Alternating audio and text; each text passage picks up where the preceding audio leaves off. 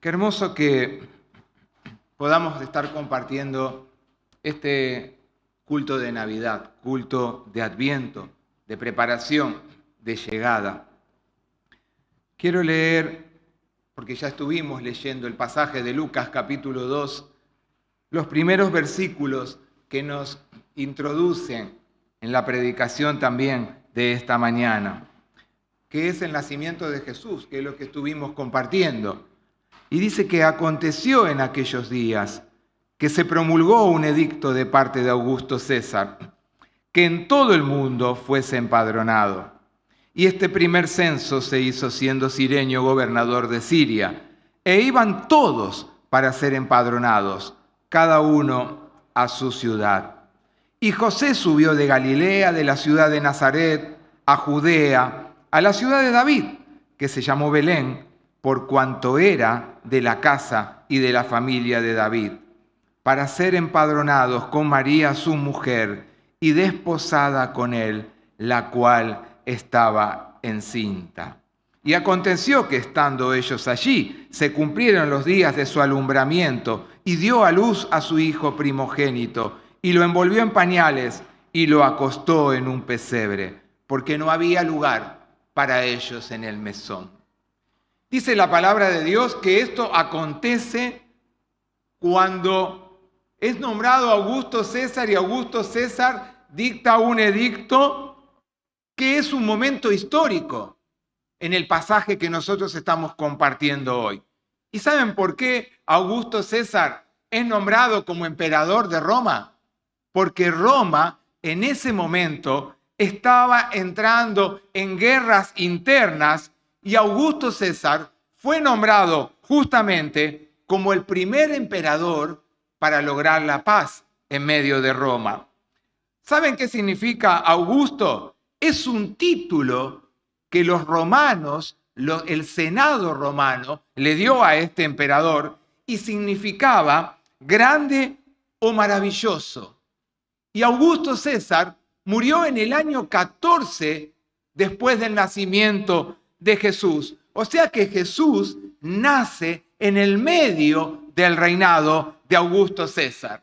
Aproximadamente él reinó entre 54 y 58 años para el pueblo romano, y en ese momento era el mundo conocido.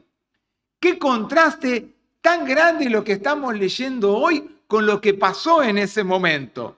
Es notorio, un emperador rodeado de todo lo que podía estar rodeado, aquel que era la máxima autoridad para el pueblo romano y para el mundo que conocían. Y el otro nace en medio de un establo en una pequeña aldea. La ironía de todo esto es que cada año que nosotros, tanto aquí en la iglesia como en los relatos que podemos escuchar en la televisión o en nuestras casas cuando leemos la palabra de Dios, es que cada año que abrimos la palabra se lo nombra a Augusto César porque dio un edicto para que todos fuesen empadronados, pero el relato nos lleva al nacimiento del rey más grande de la humanidad. Aquel que tenía todo el poder queda en un costado, porque el verdadero producto de todo esto para la fe cristiana es el nacimiento de aquel que nace en un pesebre y que viene a ser el Rey de Reyes. ¿Y por qué Augusto da el edicto de hacer un empadronamiento? ¿Cuál era el propósito de ese empadronamiento? Más allá de asegurarse la cantidad de gente que eran, él quería asegurarse de que todos fueran contados y que todos pagaran sus tributos o sus impuestos. Y dice la palabra que José y María subieron. ¿A dónde? A la aldea de Belén, donde ellos tenían que ir. Y dice que, ¿saben qué? Había 140 kilómetros del lugar en donde ellos estaban. Y no había autos en ese momento, no había un colectivo, no había un tren. Iban caminando, iban en burro o iban en un caballo. 140 kilómetros para una mujer primeriza que estaba embarazada. Pero no suben a cualquier lugar. Suben a una pequeña aldea, sí, pero la palabra de Dios nos dice que es la ciudad de ¿quién? La ciudad de David, del rey David. Belén fue el hogar ancestral del rey David. Y también Belén es la ciudad donde David, cuando es rey, construye su palacio. Fíjense, esta ciudad, esta pequeña aldea tan poco nombrada, la importancia que tiene para la palabra de Dios y para nosotros también en este tiempo. Y aparece esto tan hermoso que dice que ella parió un hijo. Fue el primero. Piensen en aquellas madres que han tenido por primera vez sus hijos, o su hijo, o su hija, toda la preparación que hay, todo el acompañamiento que hay. Imagínense a ella caminando, transitando tanto tiempo. Pensemos también en esto, que para la cultura de los judíos, el primer hijo tenía una gran importancia en el seno de una familia. Y no solamente tenía una gran importancia, sino que en la casa, en el hogar, tenía que tener un lugar especial el primer hijo. Pero qué cosa tan incoherente pareciera en la palabra de Dios, que tuvo que acostar a su hijo en un pesebre porque no había lugar en el mesón. ¿Saben dónde nace? En un abrevadero de animales, en un lugar inusual para los cuidados que necesita una criatura o un bebé, en un lugar donde se dejaban los animales o se dejaban las cosas que no se necesitaban. Es como si dijéramos en el galpón que tenemos ahora en la iglesia. Pero imagínense, mucho más rudimentario de lo que nosotros podemos imaginar. Y ahí ellos guardaban esas cosas. Jesús nace en medio de los pobres. Jesús nace en medio de los marginados. Jesús nace en medio de los vulnerables. Jesús nace entre medio de los mismos que Él viene a servir. Y así pasa con nuestra vida diaria. Muchas veces nosotros con nuestras actitudes nos pasa en el acelere que tenemos todos los días, que no reconocemos al Jesús que se nos presenta en cada momento. Muchas veces no reconocemos al Jesús en el rostro de una persona sin su hogar o sin su casa. No reconocemos a veces al Jesús en personas que viven abandonadas en la calle en las cuales nosotros circulamos. Muchas veces no reconocemos al Jesús en un niño que ha sido abusado o maltratado. Muchas veces no reconocemos al Jesús en un anciano que lucha por una vida digna y que tiene que transitar muchas veces golpeando puertas porque nadie se las abre. Y ese es el Jesús que nos llama a cada uno de nosotros en este tiempo a acompañar y a estar en medio de esas situaciones que son tan vulnerables en la vida diaria y en el cara a cara con los que nos encontramos cada uno de nosotros. Y para mí aparece acá lo gran motivador que tiene la Navidad, que es que los pastores velaban y guardaban, dice, las vigilias de la noche sobre su ganado. Este es el texto para mí que tiene relevancia en la verdadera Navidad, porque Dios elige a pastores, y la palabra encarnada es tan sorprendente para cada uno de nosotros, porque así como elige a pastores, fue sorprendente cuando Dios eligió a Israel como su pueblo. Porque también fue sorprendente cómo eligió a David en su momento, porque no debemos olvidar que David era un pastor y llegó a ser rey. Como también fue sorprendente cuando se encarna Dios en María, una mujer humilde y sencilla, y que ni siquiera estaba casada. Como también fue sorprendente y nos sigue sorprendiendo hoy que haya nacido fuera de un hogar, en un pesebre. No pudo haber mayor distancia entre Augusto César y el nacimiento del Redentor. No pudo haber mayor distancia entre Augusto César y los pastores que tuvieron que ir a anunciar el nacimiento. ser pastor en el momento en que estaban ellos siendo pastores era una profesión totalmente denigrante. Era una profesión donde no podían profesar su religión, porque no podían dejar los animales para ir a estar en los momentos que tenían que ir al templo, porque ¿quién cuidaba de los animales? Y que no solamente los tenían que cuidar de los animales que podían devorarlos, sino también porque muchos pastores eran considerados ladrones porque robaban las ovejas de los otros pastores cuando estos se dormían. Dios se encarna y les da la muestra de un ángel a aquellos que eran los más humillados y sencillos en la sociedad en la cual ellos vivían. Como dije recién, no podían cumplir con sus rituales, por más que creyeran, por más que profesaran y quisieran profesar ellos la religión que tenían. Pero la Biblia, el Antiguo Testamento, nos habla muchas veces de Dios como el gran pastor. Pero cuando nos habla de Dios como el gran pastor, no nos habla de Dios como aquel que es poderoso y con toda su autoridad, sino que cuando nos habla de Dios como pastor, nos habla de un Dios de amplio corazón, de un Dios amoroso y de un Dios que tiene cuidado pastoral por cada uno de sus hijos. Es tan importante la palabra esta que aparece, velar de los pastores. Y nosotros sabemos lo que significa la palabra velar. Es estar mucho tiempo, sea de noche o de día, cuidando a alguien o alguna situación por la cual nos toca atravesar.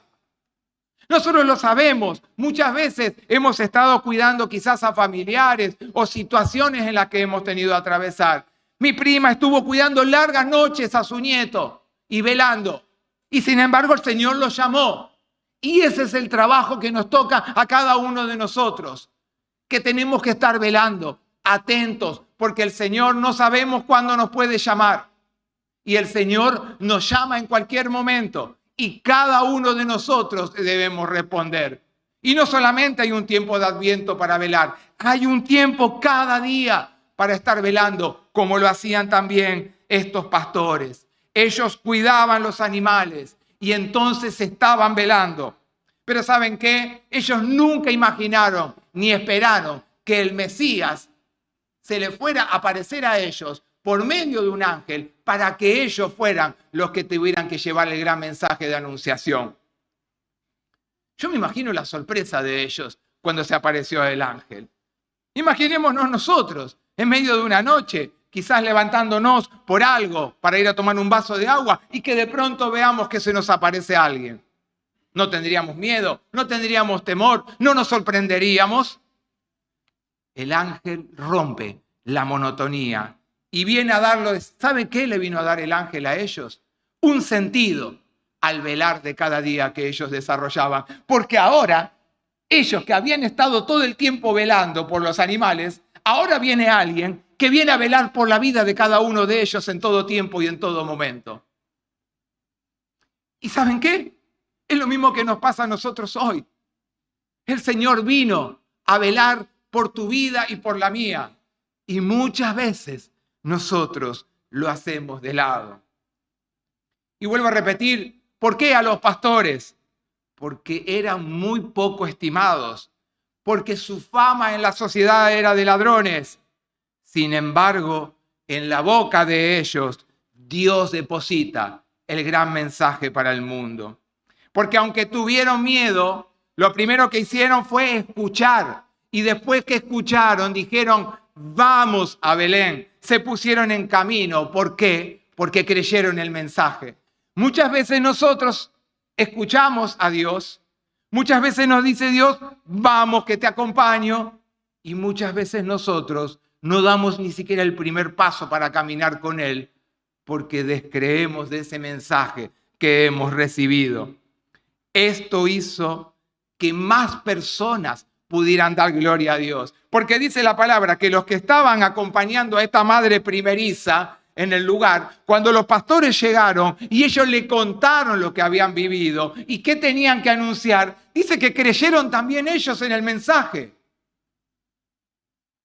Fíjense cuántas veces nosotros, en este gran mensaje que tenemos para poder desplegar, pero no por nuestros méritos propios, los callamos y perdemos de que otros conozcan al Redentor, que es también el Redentor de nuestras vidas.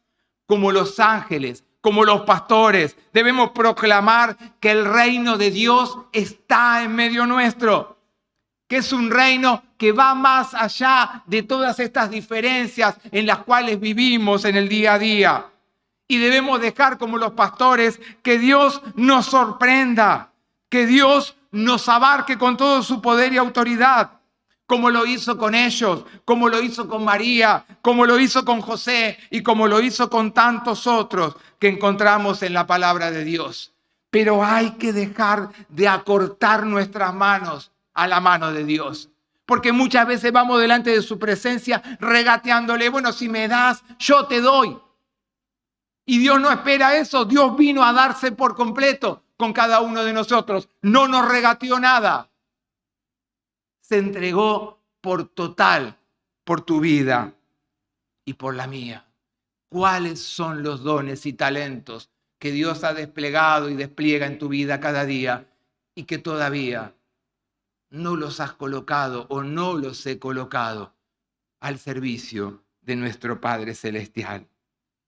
Os doy nuevas de gran gozo, que es, dice, para todo el pueblo, no es para algunos, no es para la élite, no es para solamente los pastores. Las nuevas de gran gozo es para todo el mundo. Cada anuncio de los ángeles fueron para dar buenas noticias, de alegría, de gozo, para glorificar el nombre de Dios y no de ellos o de las personas. Más que nunca, en esta sociedad en la que vivimos, inclusive en nuestras casas, inclusive en la casa grande que es la iglesia, donde a veces tantas tristezas acogen a las personas, es tiempo de dar un mensaje de alegría, es tiempo de dar un mensaje de gozo, es tiempo de dar un mensaje de paz. A eso somos llamados, como los ángeles y los pastores. Es tiempo, como lo pudieron hacer, que dejemos también nosotros muchas cosas que nos agobian, como lo hicieron los pescadores cuando Jesús los llamó, como lo hicieron los pastores cuando tuvieron que ir, como lo hizo María y como lo hizo José, aunque en un momento se sintió abochornado. Tuvieron que dejar cosas. Nosotros también tenemos que despojarnos de aquellas cosas que no nos permiten acercarnos fluidamente a Dios. Y cuando lo hacemos con Dios, lo hacemos con los que Dios ha colocado al lado de cada una de nuestras vidas. No solo los pastores alabaron a Dios con sus labios, sino también lo alabaron con sus pies, porque se pusieron en camino, porque fueron y anunciaron el mensaje que habían recibido. Y dice la palabra de Dios, para terminar, que se volvieron los pastores glorificando y alabando a Dios de todas las cosas, dice, que habían oído y visto. No de algunas, Volvieron dando gloria a Dios de todo lo que habían visto y habían oído. Glorificaron a Dios, no el trabajo que a ellos les tocó hacer. Hermanos, para terminar este mensaje, gente sencilla es la que recibe y proclama el mensaje de la encarnación de Jesús. Gente sencilla es la que fue testigo de la resurrección de Jesús. Pero no se quedaron solo en observar, sino que recibieron el mensaje y lo proclamaron. Gente sencilla también somos cada uno de nosotros. Gente sencilla a la cual se nos sigue acercando el mensaje del Señor. ¿Cuál va a ser nuestra respuesta? ¿Será la de los pastores en este tiempo de Adviento? Aún a aquellos que no nos acompañen hoy. ¿Será de escuchar el mensaje? ¿Será de recibirlo? ¿Y será de ponernos en camino para ir en búsqueda de aquellos que todavía no lo escucharon? ¿O de tu hermano que también necesita una mano para levantarse? ¿O de aquel que pasa al lado nuestro, nuestros compañeros de estudio, de trabajo, y que muchas veces la angustia los agobia? Hoy es un tiempo de alegría, de paz y de gozo para el pueblo cristiano. Es un tiempo de proclamación del mensaje de Dios.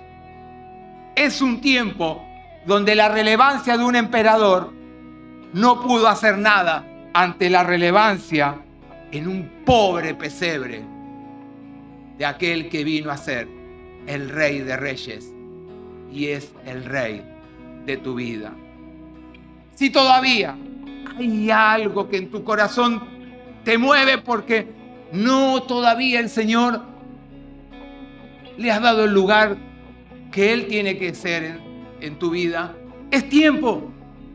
Es tiempo. Siempre hay un tiempo hasta que el Señor nos llame delante de su presencia. Por eso este es un tiempo.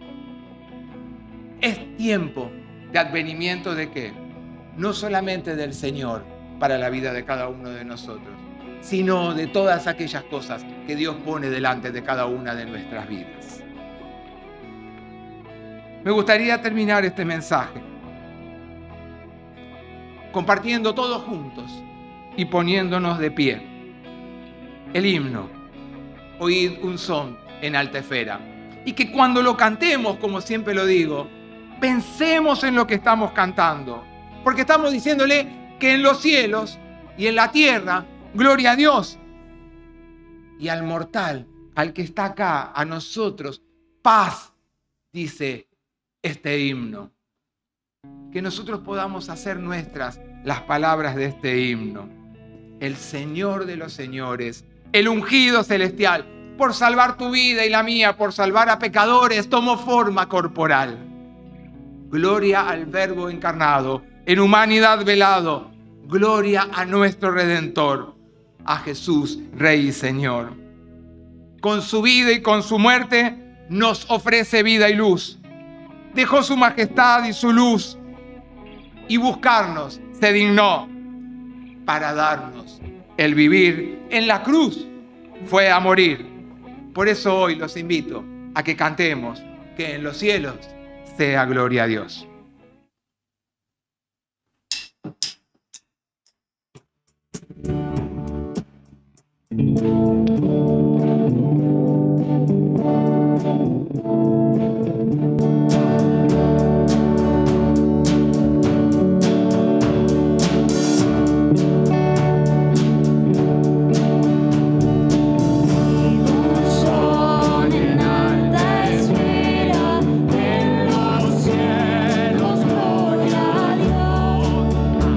Portal, paz en la tierra, manda la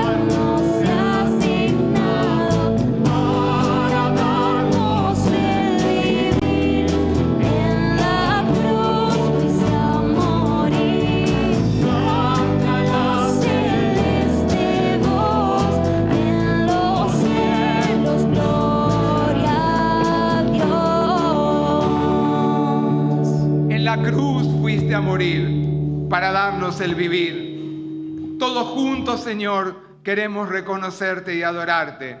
Este es tiempo de Navidad, este es tiempo de Adviento, poder celebrar que te acercaste para darnos el vivir.